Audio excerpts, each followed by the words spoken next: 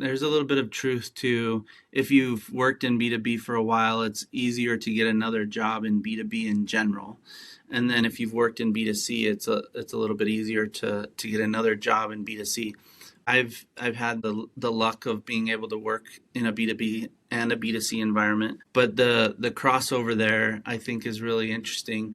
I think people who say take that example of fintech and healthcare, I think there is some correlation of the complexity of those two industries that there's a lot of crossover. No one should not consider somebody in the healthcare for a fintech or fintech to healthcare as an example. But say I was in fintech and I was in B2B and I wanted to move over to a very B2C product. I think what I've learned over my experience is that there's a slight different way of working, not the majority of the way that they work is the same. So I really do think that there's a lot of crossover, but the finickiness of a B2C customer and how you sell it to millions of people at a very low cost versus fewer people at a very high cost in the B2B world.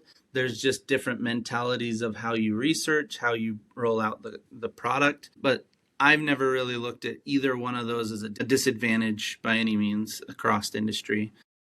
Yeah, I think when you get to back to the basics of product development and what makes great products and ideas actually successful, there's a lot of commonalities in terms of just the basic stuff that unfortunately a lot of teams skip over.